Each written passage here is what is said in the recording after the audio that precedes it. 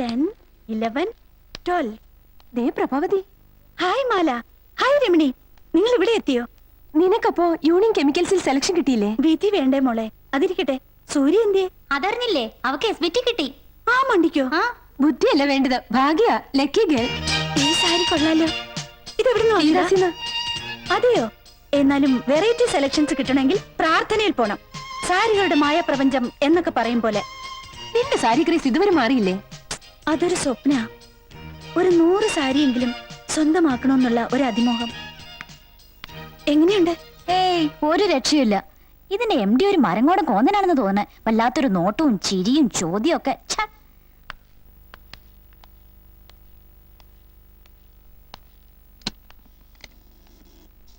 പ്രഭാവതി, ഇരിക്കൂ.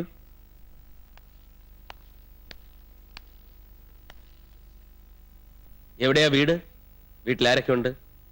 എന്തിനു വേണ്ടിയാണ് ഈ ജോലിക്ക് ശ്രമിക്കുന്നത്? എന്റെ വീട് തൃക്കാരിയൂർ. ഞങ്ങൾ 5 മക്കളാ. കൂടാതെ അമ്മയും മുത്തശ്ശനും ഉണ്ട്. അച്ഛൻ മരിച്ചുപോയി. പിന്നെ ഈ ജോലി ജീവിക്കാൻ വേണ്ടി, സമൂഹത്തിൽ മാന്യതയ്ക്ക് വേണ്ടി. ഞാൻ മാറാത്തനേഷ്യസ് കോളേജിലാണ് പഠിച്ചത്. ഡിഗ്രിക്ക് ശേഷം അഡീഷണലായി സെക്രട്ടറിയൽ കോഴ്സും പാസ്സായിട്ടുണ്ട്. സാർ, ഈ സർട്ടിഫിക്കറ്റുകൾ നോക്കണം. എന്റെ 3 ചെറിയ ചോദ്യങ്ങൾക്ക് മിസ് പ്രഭാവതി ഒരുപാട് ഉത്തരങ്ങൾ നൽകി കഴിഞ്ഞു. കുറച്ചോവറായില്ലേ എന്നൊരു ഡൗട്ട്. ക്ഷമിക്കണം സാർ, പല ഇന്റർവ്യൂകളിൽ പങ്കെടുത്തിട്ടുള്ള എന്റെ ശീല. ചോദിക്കുന്ന ക്വസ്റ്റ്യൻസ് ഒക്കെ ഏതാണ്ട് കാണാപ്പാടാ. ചിലരാണെങ്കിൽ ഇന്റലിജൻസ് ക്വസ്റ്റ്യൻസ് എന്ന പേരിൽ ഈ കമ്പനി കണ്ടിട്ട് എന്ത് തോന്നുന്നു, ഇവിടുത്തെ സ്റ്റെയർ കേസിന്റെ സ്റ്റെപ്പിന്റെ എണ്ണം എത്രയാ എന്നൊക്കെ. അതുകൊണ്ട് ഞാൻ സ്റ്റെപ്പിന്റെ എണ്ണം വരെ എടുത്തിട്ടാ ഇങ്ങോട്ട് കയറിയത്. ഭൂമിക്ക് എത്ര വയസ്സായി? കടലിൽ ഉപ്പ് ചൊരിഞ്ഞതാര്? ആകാശത്തിലെ നക്ഷത്രങ്ങളുടെ എണ്ണം എത്ര? പ്രായപൂർത്തിയായ ഒരു കഴുതയുടെ കൊമ്പിന് എത്ര നീളം വരും? ഇങ്ങനെ ഉത്തരമില്ലാത്ത ചോദ്യങ്ങളുടെ ഉത്തരങ്ങൾ എണ്ണിയാലൊടുങ്ങാത്ത PSC ഗൈഡുകൾ നോക്കി പഠിച്ചിട്ട് ഇന്റർവ്യൂവിന് വരുന്നവരെ ഇന്റർവ്യൂ ചെയ്യാൻ എനിക്ക് താല്പര്യമില്ല. എനിക്കൊന്നേ അറിയണ്ടു, ഈ കമ്പനിയിൽ നിങ്ങൾക്ക് ജോലി തന്നാൽ എനിക്കെന്ത് തരും? ഞാൻ അത്രക്കാരിയല്ല. എനിക്ക് നിങ്ങളുടെ ജോലിയും വേണ്ട. ഒന്നേ, ഞാനൊന്ന് പറയട്ടെ. വിടോ, സാരി ഒന്ന് വിടോ. വിടാനാ പറഞ്ഞത്. വിടോ.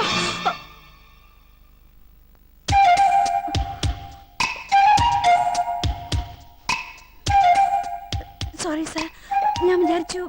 എന്ത് വിചാരിച്ചു? സാരി പിടിച്ചതാണെന്ന്. ഒരുപാട് ഇന്റർവ്യൂകളിൽ പങ്കെടുത്ത് ശീലിച്ച മിസ് പ്രഭാവതിക്ക് ഇത്തരമൊരു തെറ്റിദ്ധാരണ വന്നതിൽ അതിശയിക്കാനില്ല. എന്റെ ചോദ്യം എന്താണെന്ന് തനിക്ക് മനസ്സിലായില്ല. ഈ സ്ഥാപനത്തോടുള്ള ആത്മാർത്ഥത, കൃത്യനിഷ്ഠ, അതാണ് ഞാൻ പ്രതീക്ഷിച്ച മറുപടി. Anyway, now you can go. Sir, ഈ ജോലി എനിക്ക് തരാൻ ഉദ്ദേശിക്കുന്നുണ്ടെങ്കിൽ ഇപ്പോഴേ പറഞ്ഞേക്കണം. ഇല്ലെങ്കിൽ വെറുതെ എന്തിനാ അപ്പോയിന്റ്മെന്റ് ഓർഡറും പ്രതീക്ഷിച്ച് പോസ്റ്റ്മാനി കാത്തിരിക്കുന്നത്? നെക്സ്റ്റ്.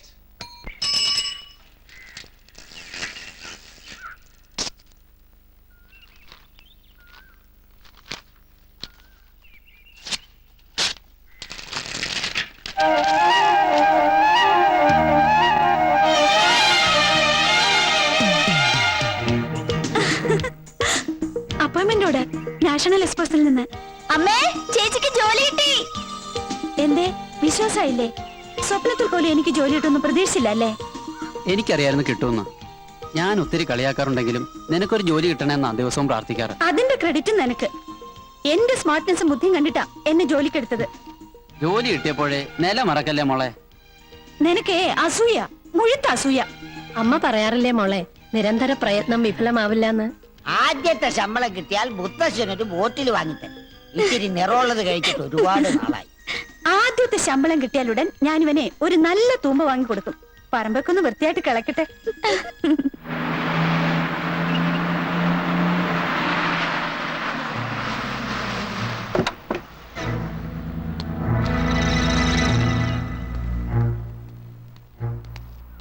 പ്രഭാവതിയുടെ വീടല്ലേ? അതെ. ഞാൻ നാഷണൽ എക്സ്പോർട്സിൽ നിന്നാ. വണ്ടി വന്നിട്ടുണ്ട്. എന്തിനാ? കമ്പനിയിലെ സ്റ്റാഫുകൾ വരണതും പോണത് ഈ വണ്ടിയില്ല. ചേച്ചി, ഇത് കമ്പനി വണ്ടി ആൾക്കാരായിട്ട് എനിക്ക് തോന്നുന്നില്ല. വല്ല തട്ടിപ്പുകാരുമായിരിക്കും. അതെ, ഞാൻ ബസ്സിൽ വന്നോളാം.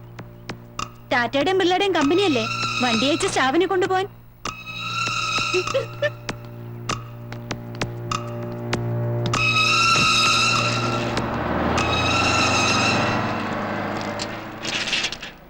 നീ എന്താ വണ്ടി പോവാഞ്ഞ്?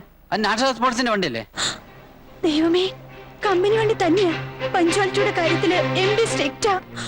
ഈ മുത്തൂസിന്റെ വാക്ക് കേട്ട് ഞാൻ പെരുവഴിയിലായാലും എന്റെ ഈശ്വരാ. ചേട്ടാ ചേട്ടാ, എന്നെ ഒന്ന് സ്കൂട്ടറിൽ കൊണ്ടുവിടോ. ഫസ്റ്റ് ഡേ തന്നെ ലേറ്റ് ആയിട്ട് ചെന്ന പ്രോബ്ലം ആവും. അയ്യോ ഞാൻ ആ വഴിക്കല്ല. ഒന്ന് കൊണ്ടുവിടടാ, നിന്റെ പെങ്ങളല്ലേ? ആണോ? അബ്ദുജിയാണ്. വാ.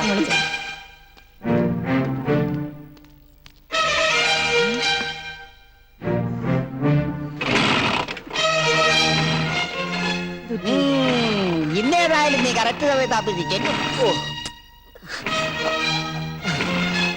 ഒരു minute.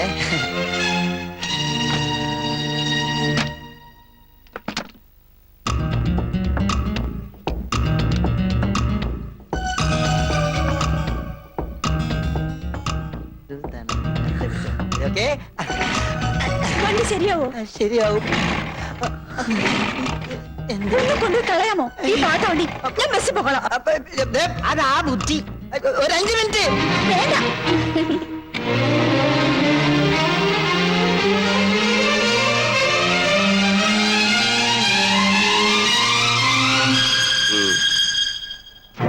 Good morning sir. Good morning, sir. Morning.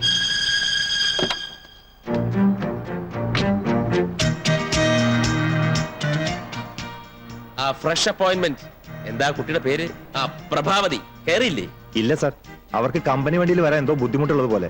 ടാറ്റായും ബിർളയും പോലെ വലിയ കമ്പനി ഒന്നും അല്ലല്ലോ. അഹങ്കാരിയാണല്ലേ? ഇന്ന് ബസ് കിട്ടി ഓഫീസിലെത്തുമ്പം ആ കുട്ടി ഒരുപാട് വൈകും. കൃത്യസമയത്ത് എത്തിയില്ലെങ്കിൽ ജോയിൻ ചെയ്യുന്നതിന് മുമ്പ് ഡിസ്മസ് ചെയ്തേക്കാം അല്ലേ?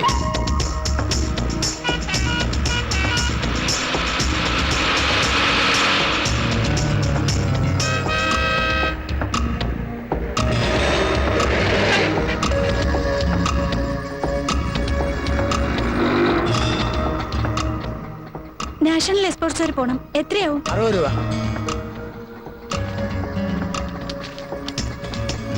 വേണ്ട, പൊയ്ക്കോ.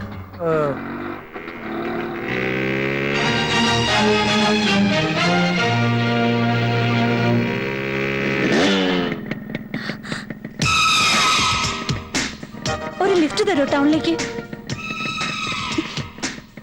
ഒരു lift തരുമോന്ന്? Please.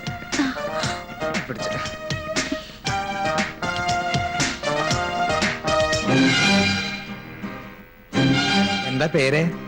Prabha. I am Sharath. പഠിക്കേ? അല്ല, ജോലിയുണ്ട്. എന്നും ഈ നേരത്താണോ വരിക? നേരെയല്ലാത്ത നേരത്തെ അവന്റെ ഒരു കിന്നരം പറിച്ചില്. എന്താ? അല്ല, പതുക്കെ വണ്ടി ഓടിക്കാനേ അറിയുള്ളൂന്ന്. എനിക്ക് സ്പീഡിൽ പോകുന്ന ഇഷ്ടം. അയ്യോ, ഞാൻ സ്പീഡിലാ ഓടിക്കാറ്. എന്റെ സ്പീഡ് കണ്ടിട്ട് പ്രഭക്കുട്ടി പേടിച്ചാലെന്ന് വിചാരിച്ചിട്ടാ സ്പീഡിൽ ഓടിക്കട്ടെ.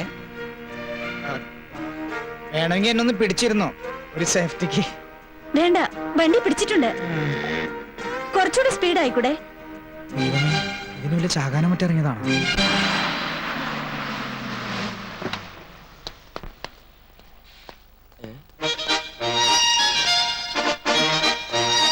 Good morning sir. Good morning.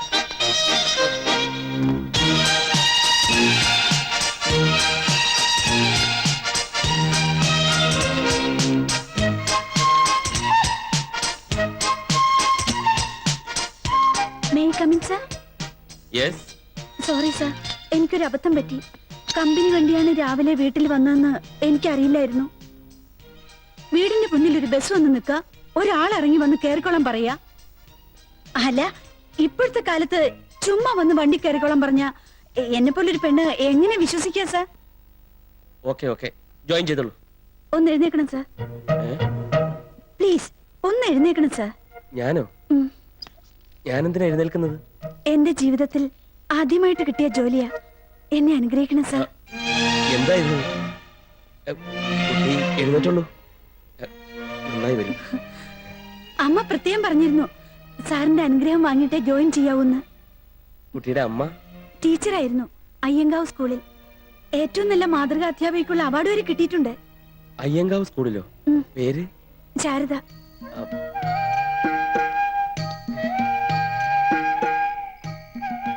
ടീച്ചറമ്മ. അമ്മയില്ലാത്ത എനിക്ക് ഒരമ്മയുടെ സ്നേഹവും വാത്സല്യവും ആ ടീച്ചറിൽ നിന്ന് കിട്ടിയതുകൊണ്ടായിരിക്കാം ചെറുപ്പത്തിലെ ഞാൻ അങ്ങനെ വിളിച്ച് ശീലിച്ചത്. ഹൈസ്കൂൾ വിദ്യാഭ്യാസമൊക്കെ ബാംഗ്ലൂർ ആയിരുന്നതുകൊണ്ട് പിന്നീട് ആ ടീച്ചറമ്മയെ ഞാൻ കണ്ടിട്ടേ ഇല്ല. മറന്നു എന്ന് തന്നെ പറയാം. അറിയാതെയാണെങ്കിലും ശാരദ ടീച്ചറിന്റെ മോൾക്ക് ജോലി കൊടുത്തതിൽ എനിക്ക് സന്തോഷമുണ്ട്. ശാരദ ടീച്ചറിന്റെ എല്ലാ ഗുണങ്ങളും ആ പെങ്കൊച്ചിന് കിട്ടിയിട്ടുണ്ട്. ചുരുക്കം പറഞ്ഞാൽ നിനക്ക് ആ പെൺകുട്ടിയെ നന്നായി ഇഷ്ടപ്പെട്ടു എന്ന്. ഒറ്റ നോട്ടത്തിൽ ഒരു അഹങ്കാരിയാണെന്ന് തോന്നുമെങ്കിലും വളരെ വിനയവും അച്ചടക്കവും ആ കുട്ടിക്കുണ്ട്. ദാ, വല്ല റൊമാൻസും തോന്നി തുടങ്ങിയോ? ചേട്ടൻ എന്തായി പറയുന്നത്? അങ്ങനെ തോന്നിയാലും കുഴപ്പമൊന്നുമില്ല, തോന്നിയില്ലെങ്കിലാ പ്രശ്നം. അവൾ എന്റെ ഓഫീസിലെ സ്റ്റെനോ ആണ്. ആയിക്കോട്ടെ, അല്ലെന്ന് ഞാൻ പറഞ്ഞില്ലല്ലോ. പക്ഷേ നീ ഏറ്റവും ബഹുമാനിക്കുന്ന നിന്റെ ടീച്ചറുടെ മകൾ കൂടിയല്ലേ? നമുക്കതങ്ങ് ആലോചിച്ചാലോ? അത് വേണോ? വേണ്ട കൈമളേട്ടാ. വേണം. ഒരു പെണ്ണിനെയും കണ്ട ഇഷ്ടപ്പെടാത്ത നിനക്ക് ആ കുട്ടിയോടൊരു താല്പര്യം തോന്നിയ സ്ഥിതിക്ക് ഞാനിത് ആലോചിക്കാൻ തീരുമാനിച്ചു.